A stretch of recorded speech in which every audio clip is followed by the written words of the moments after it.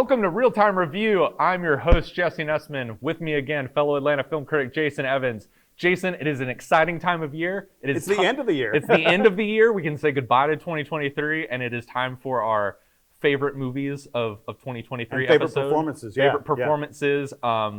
We think we have better taste in the Oscars.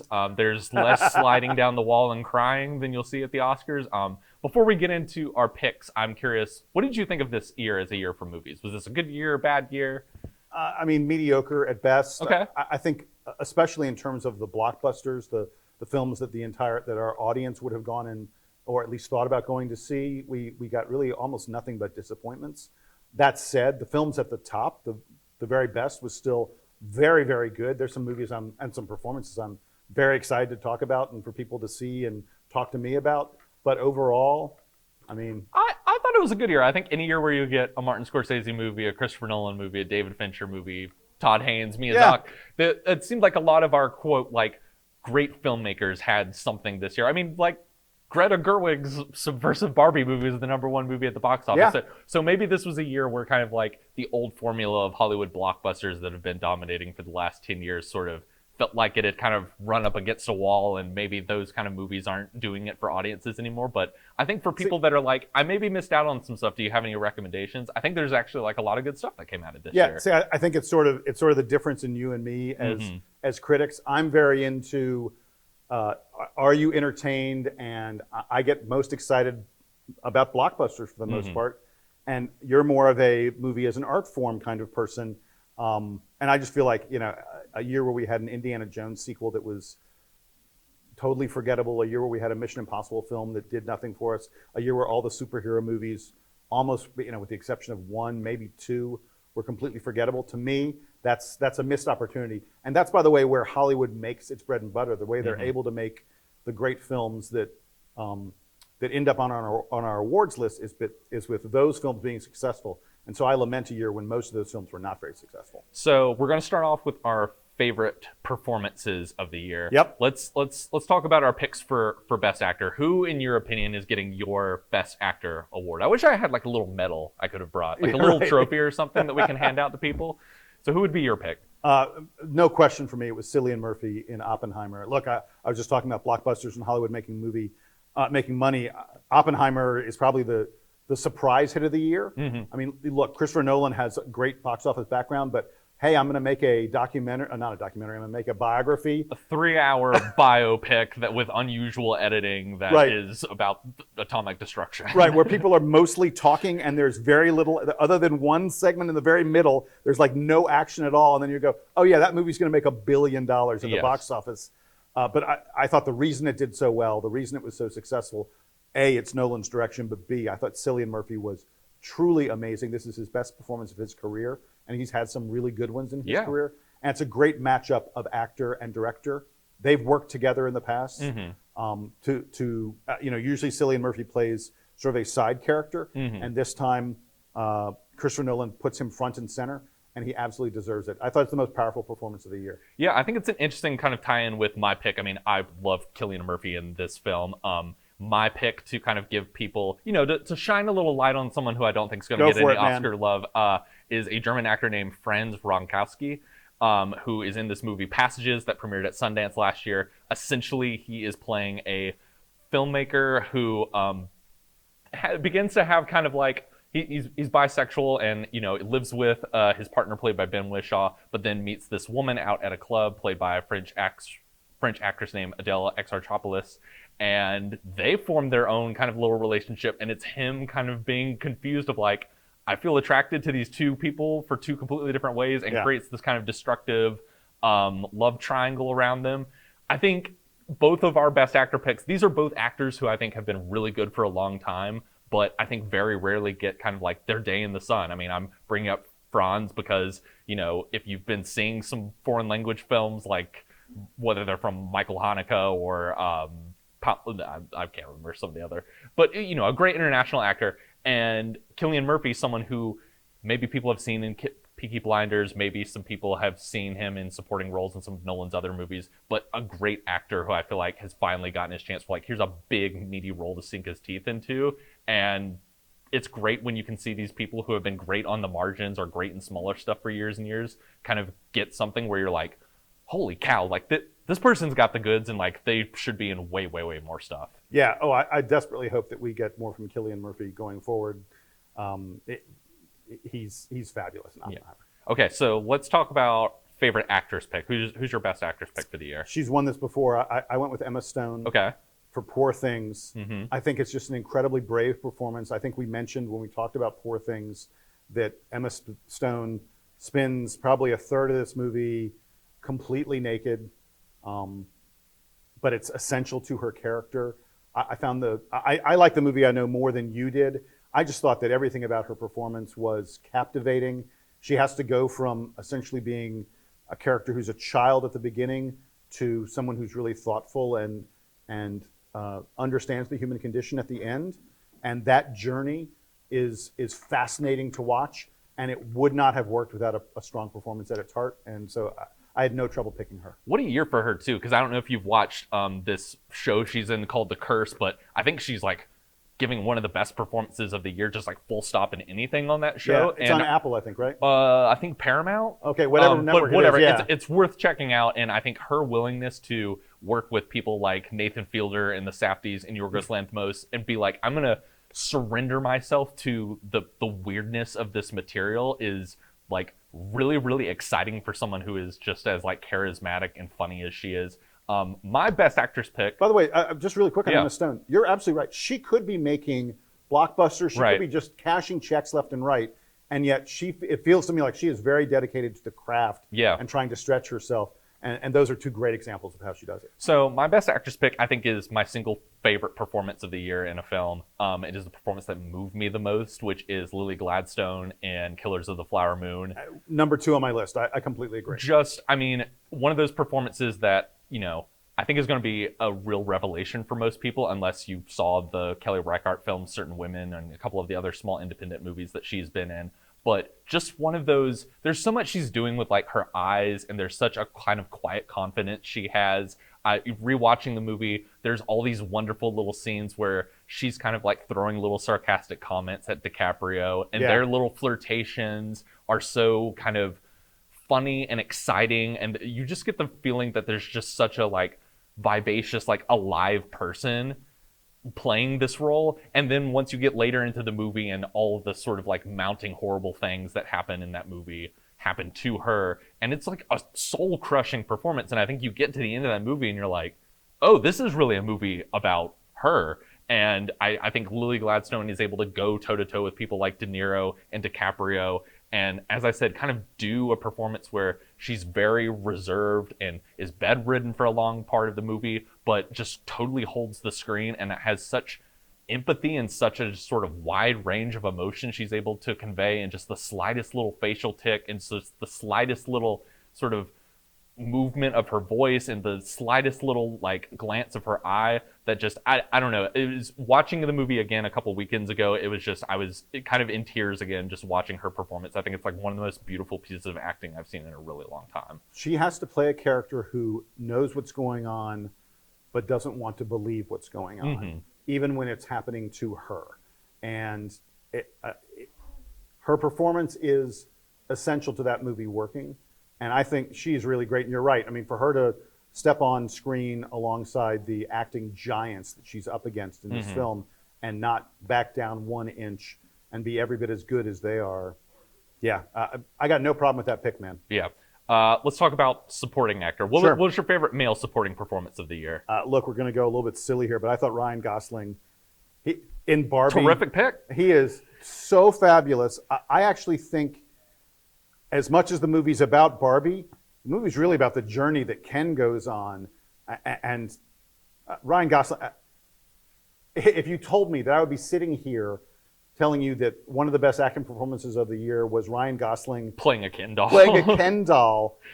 But he's so fat. His ability, and we've talked about this before, his ability to draw the audience in, make them sympathize with the character and care about the character that is intentionally a paper-thin character. Like, for the first half of the movie, his job is beach. Right. And that's all he talks about. Right. That and how much he loves Barbie. And yet, we relate to him. How is that even possible? It's because it's a great performance. Someone who totally gets the humor of the movie and is able to clock into the right tone, but also is able to add this sort of like bit of sincerity where you kind of feel for him towards the end.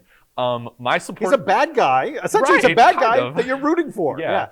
My pick is Charles Melton, who I maybe want to put a bit of a pin in because I kind of want to talk about this movie he's in a little bit later. Okay. But the actor who's in May December, I've not seen the show Riverdale that he was on, so this performance by him I thought was a real revelation. I'll put a pin in it. We'll talk about May December a little bit towards the end of this episode. It's one of my favorite movies of the year, also shot here in Georgia. I think he gets like a very complicated, thorny role to play, and it was just an actor who I had never really seen before in anything, given a really challenging role, and I thought kind of like really just went to the moon with it. So I'll just really quickly say about Charles Melton, who is someone who is very much on my supporting actor list as well. The character that he has to play starts out so sort of flat and isn't doing a lot. Mm-hmm. And then as the story progresses, I suddenly understand where he was here and where he's going. Yeah. It is a great performance. It is kind of similar to the Kin performance of like you beginning the movie and you think, oh, this is kind of a like, one-dimensional kind of like there's not really much to this character. A lot of them is just eye candy, yeah. And by the end of the movie, you're like, oh, there's like way more going on here, and this is a way more kind of complex part than kind of I was giving credit. Absolutely, yeah. All right, supporting actress? I'm going back to Oppenheimer, here? Emily Blunt. Okay. Who I think does a really great job playing Oppenheimer's wife in this film. Look, you're going to, as we go down our list, if we had more categories, you'd hear me mention Oppenheimer a lot more. Mm-hmm. You could probably guess as we get to some categories what I'm going to take. But I thought Emily Blunt was outstanding in this film. It's a character who's very, very complex. You could have made this movie primarily about the physicists, but there is a relationship, a really important relationship that's at the heart of it. And she is half of that relationship. This is kind of coming in handy because a lot of our picks having similarities. My supporting actress pick is Penelope Cruz in Ferrari, who, I mean, just right. A quick side note on Penelope Cruz, one of those actresses who I think has been misserved by Hollywood. I feel like in American movies, she is always just sort of like put up as like, the beautiful girlfriend or the wife or the object of attraction. And then you see her in like a Pedro Almodovar movie or a movie from Spain or Mexico, and you're like, this is one of the world's great actresses, and this is, I think, like one of the rare Hollywood movies that like gives her a real meaty role to chew her teeth into. And playing the wife of Enzo Ferrari, she is just like this hurricane of a woman, and she is bitterly angry the entire movie, right? And is just like she is willing to just sort of like she's a bear and Adam Driver is Leo in The Revenant, and she is just sort of like throwing him around this room. And just I as an actress who I've always found like we need to give her better roles in Hollywood movies, I was just like fist bumping the air that she is just as like to the stratosphere good in this movie. And it is kind of like my favorite thing in a supporting performance is when someone's able to come in and you can really feel them. It feels like they're just sort of grabbing the lens of the camera, and all of a sudden like they're the sun in this universe, and the entire movie is just sort of orbiting around them. And that's, I feel like, what she kind of is in this movie. She's one of the best. She's probably the best thing in that movie. Every time Adam Driver's Enzo Ferrari has to go talk to her and get her permission for something, right. I'm just like, oh man, I'm glad I'm not you. Right, exactly. So we want to go to some other categories. Let's talk about animated movies. Animation, I feel like, gets kind of just chalked up as like, that's kiddie entertainment, but there's more out there. Oh my God, there are a couple animated films this year that are truly unbelievable. My pick was Spider-Man Across the Spider-Verse. Yeah, which in a year of bad superhero movies, I feel like is the one like far and away the best. This serves as an example of like we critics are not just curmudgeon-y people who are just sort of beating up on the superhero films. Like we want to champion the great ones, and I agree with you. This is a great one. I will go ahead and say it on my list of the top 10 films of the year. Spider-Verse comes in at number 2. That's how good I thought it was. It was absolutely with me contending alongside Oppenheimer as the best film of the year. Every frame of that movie is a work of art. And the fact that they do so much stuff with layering of the animation, if we're talking about an animated picture, it is remarkable how much they're able to convey, how much they're able to make it look real and animated at the same time. It's a gorgeous movie. It's a movie that has an incredibly compelling plot. some really nice voice work. I can't wait for the next one. Everything about it is good. I could probably argue that it's up there, among the 5 best animated films I've ever seen. Yeah, there's just sort of sequences in it. I mean, they're changing animation styles even with like shot reverse shot in this movie. Great stuff. The level of detail that they're putting into this movie is kind of unreal. I can't wait to get that film and like on a DVD or something and just pause at various moments, because there are things in this corner and that corner that you didn't even have time to see. You're just going to buy a printer, and then you're going to take screenshots on your laptop and print it out. So my favorite animated movie of the year, similar to you, one that ranks very high on my list, is The Boy and the Heron, which is the new film from Japanese master Hayao Miyazaki, director. Greatest anime director of all time. Not even up for debate. Done movies like My Neighbor Totoro, Kiki's Delivery Service, Spirited Away, Howl's Moving Castle. Yeah. This has been rumored to be his final film, ? There seems to be some debate about that. If it is, what a finale to go off of. I would say kind of like the best description for it would be, it's kind of got a bit of an Alice in Wonderland like plot of this young boy who moves out to the countryside when his father remarries and comes in contact with a heron that may be a bit more mischievous and a bit more grotesque and demented, maybe more of like a weird goblin creature than it is a heron, and follows this heron down a rabbit hole that leads him to this fantastical world. This is one of those movies that it really activates kind of both parts of my brain in watching the movie. There's, the pleasure part of my brain of, this is a movie I think even if you have no relationship to Hayao Miyazaki, you can watch this thing and just sort of luxuriate in the imagination, the wonder. This is one of those movies that really, I think, takes me back to this very kind of like childlike reason of why we go to the movies, which is to escape into a world that is beyond what we know and take us into our dreams in a way.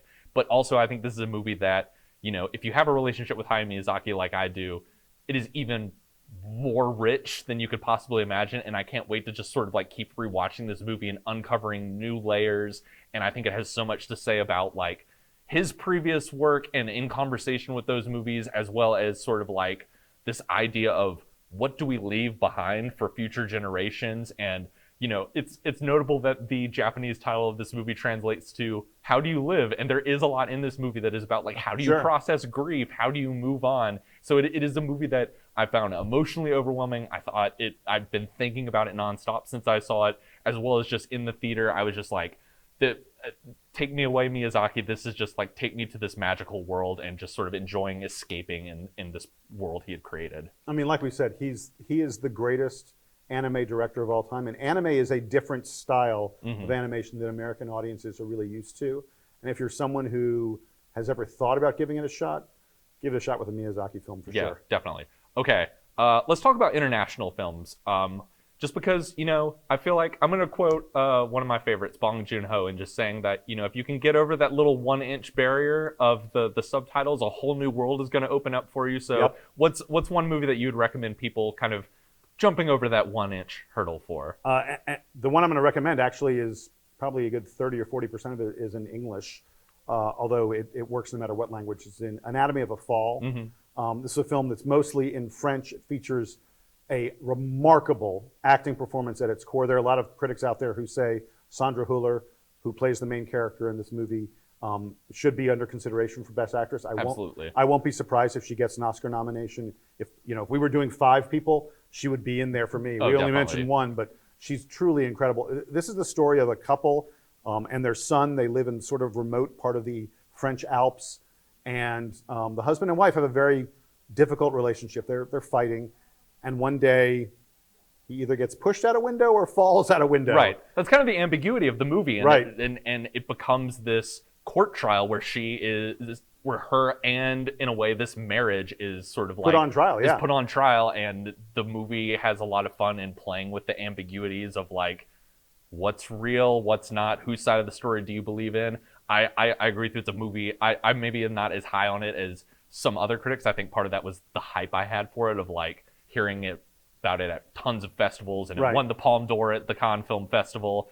But I think if you're someone who loves like those like classic 90s courtroom dramas, like this is a very well-made courtroom drama that I was just like, why can't we get like 8 of these that are Hollywood every year? Yeah, I don't understand why we don't get more of these from American filmmakers. And to me, the bottom line in it was, it's a film that hinges on you caring about the people involved.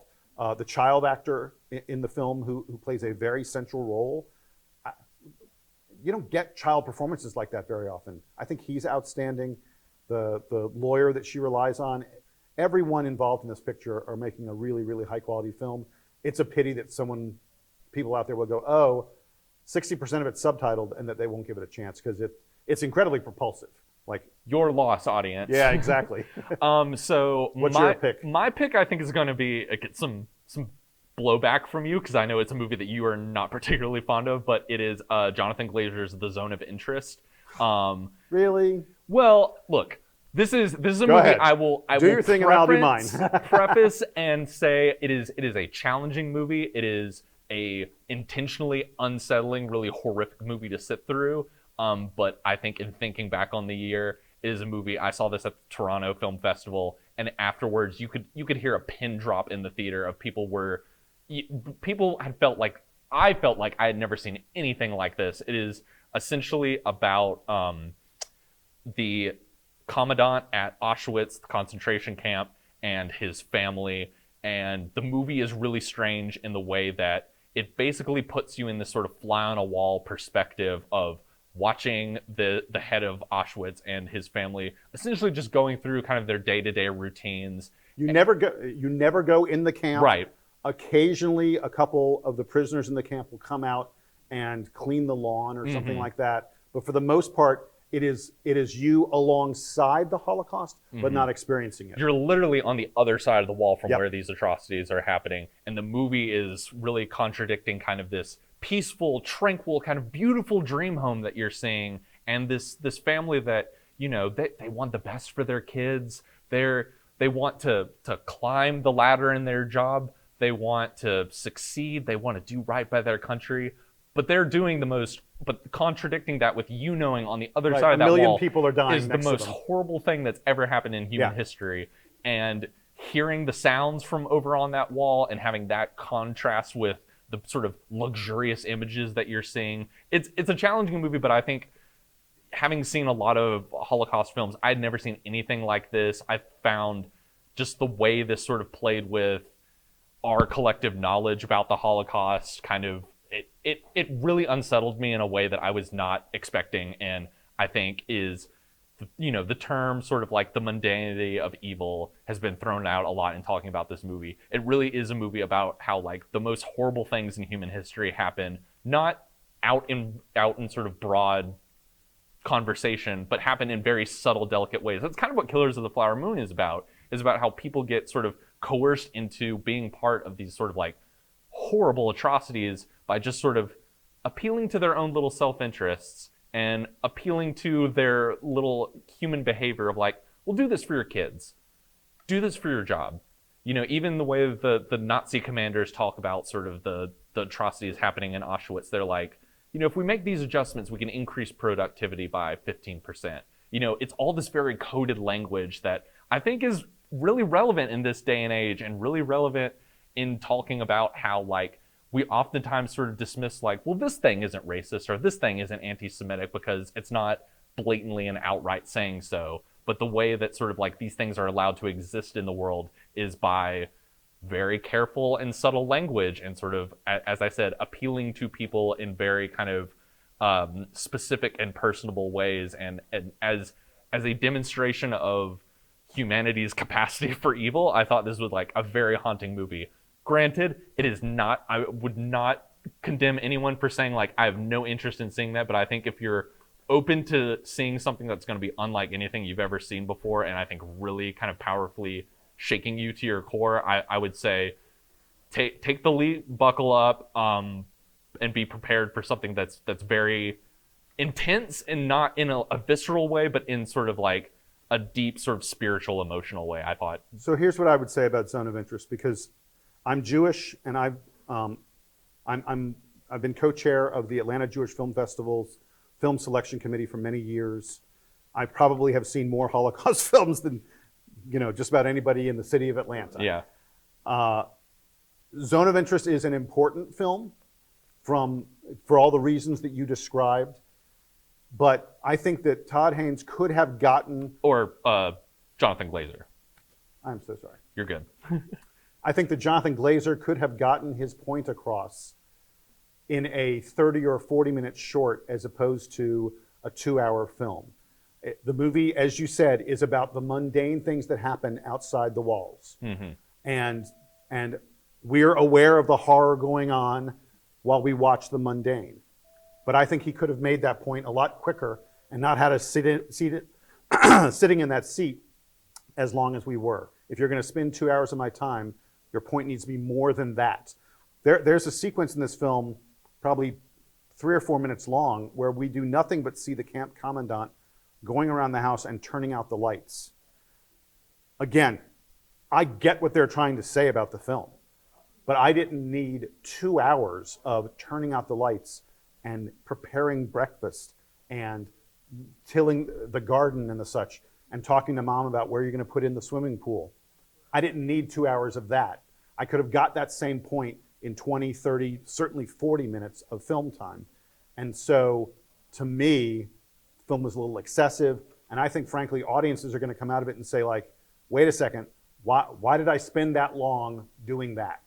That's fair. I think for me, this sort of like the length of time, I feel like if it was shorter, it wouldn't have left me with quite that sort of like pit in my stomach and quite that sort of impact. Kind of similar to sort of like, you know, when I've had conversations with people about Killers of the Flower Moon and like being like, well, what if there was an intermission, or what if it was a Netflix series, and me saying like, I feel like that would lose some of the power of the movie of just sort of like you sitting with kind of being in this horrible situation. Yeah, but Killers of the Flower Moon is continually telling a story, and Zone of Interest really isn't telling. There's no story in Zone of Interest. So let's maybe talk about our favorite movie of the year, which we both share the same one. We both picked Oppenheimer as our favorite movie of the year.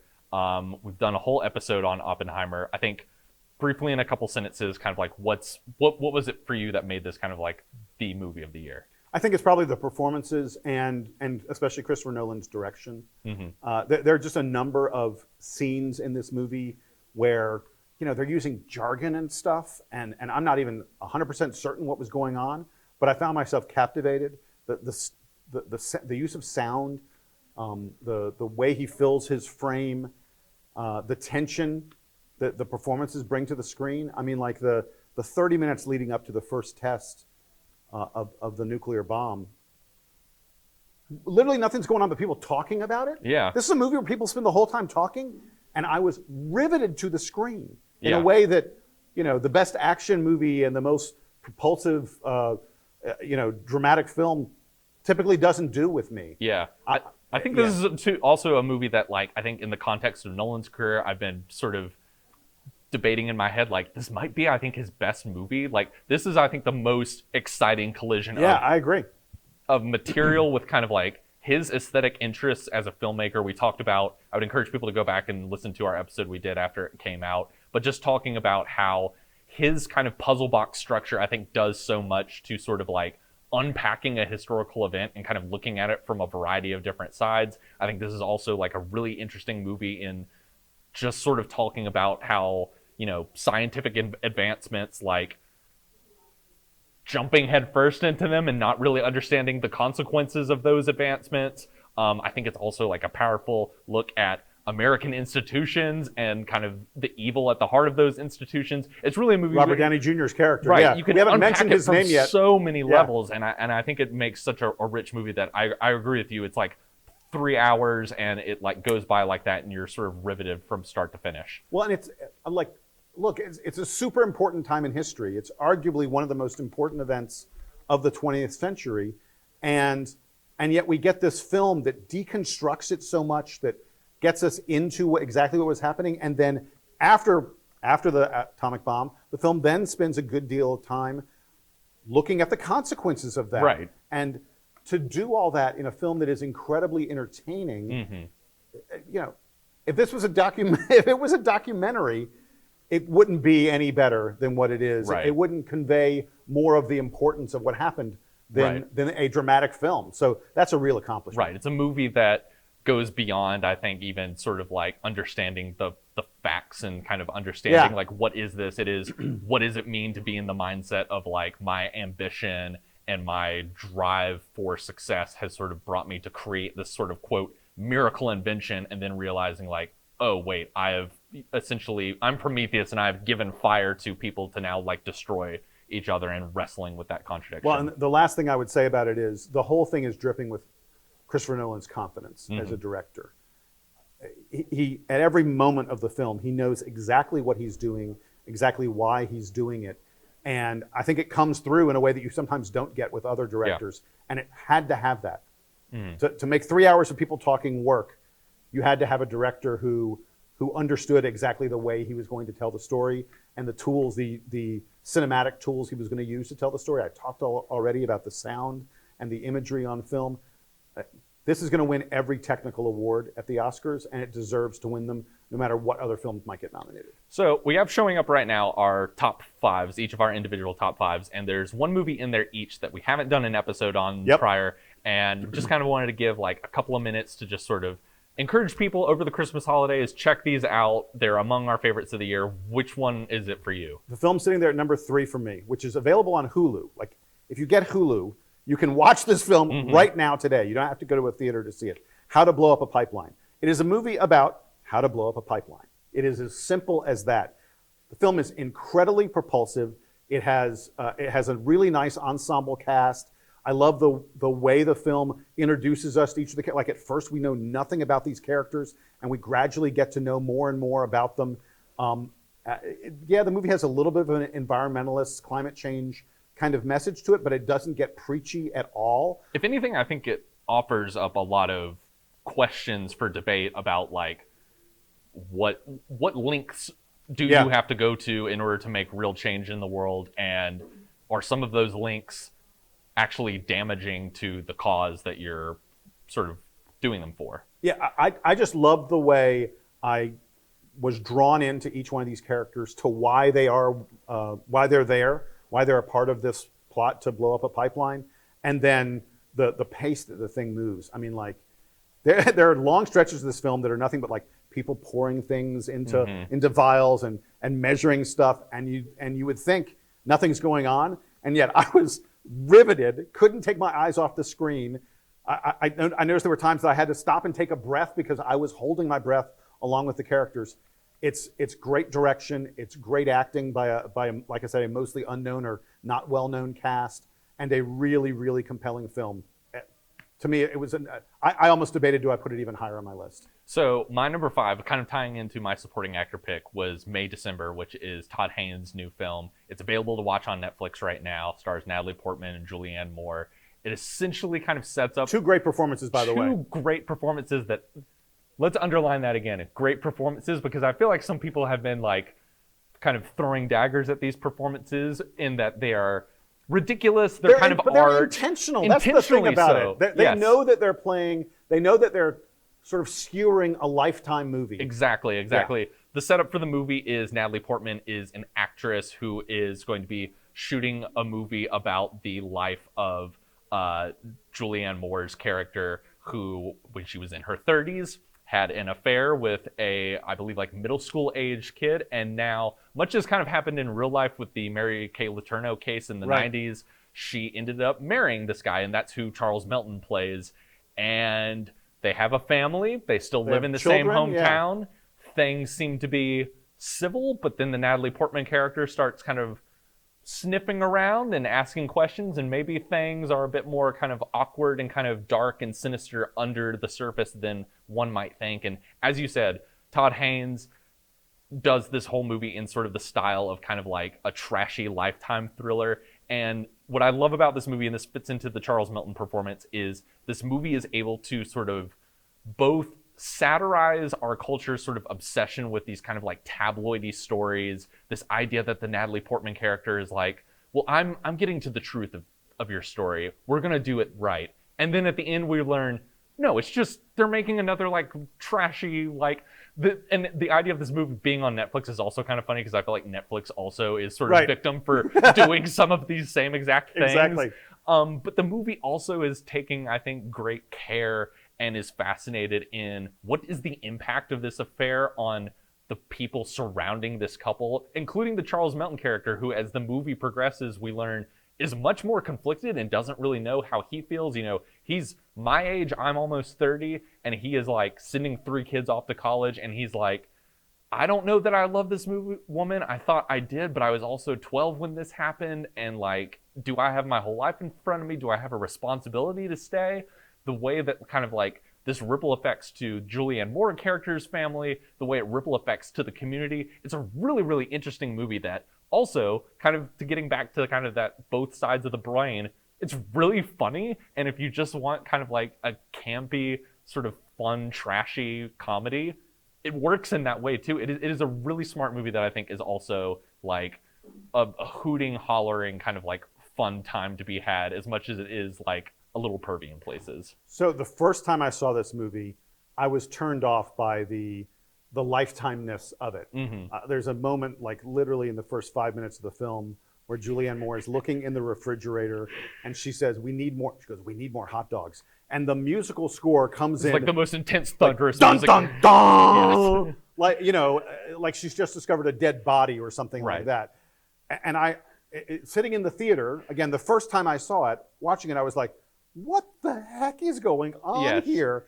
And it turned me off, and it made it difficult for me to get into and understand the fact that actually we're mocking that whole world. Right. We're making a comedy, even though there aren't lots of like laugh out loud kind of moments. No, it's very, very arch, and like if you can get on the wavelength of this movie, I think you'll have a lot of fun about it, and it'll be kind of the perfect movie to sort of like chat with your family and friends over, you know, holiday meals. And be like, what did you think about this thing? Right, and the reason I bring all that up is that I think the audiences need to understand that and know that going in, because I watched the movie again recently. My wife wanted to see it. It was on Netflix. I put it on, and I sort of wanted to see how she would react to it.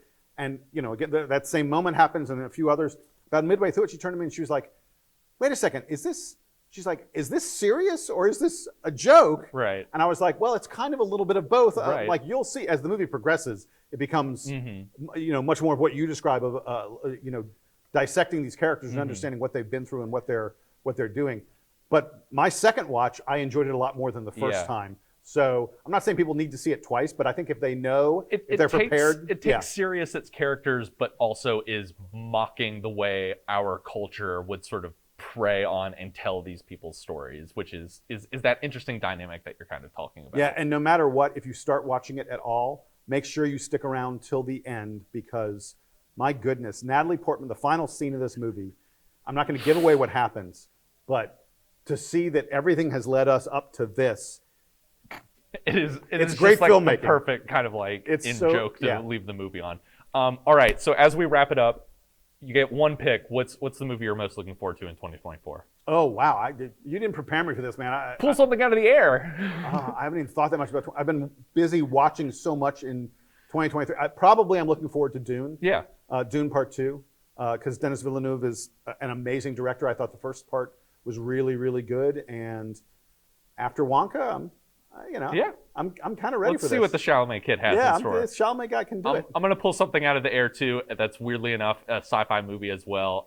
Mickey 17, which is the new Bong Joon-ho movie. Yeah. Him right after Parasite, and has now become, you know, I think gone from like art house auteur and kind of cool genre guy to now like big mainstream filmmaker, and is doing like a science fiction film with Robert Pattinson playing clones. It's just like, I read that tagline like, sign me up. I'm there. Take my money. So hopefully we'll get to discuss those movies and more. And you know what? Have a great holidays and great New Year, Jason. Yeah, Happy New Year, everybody.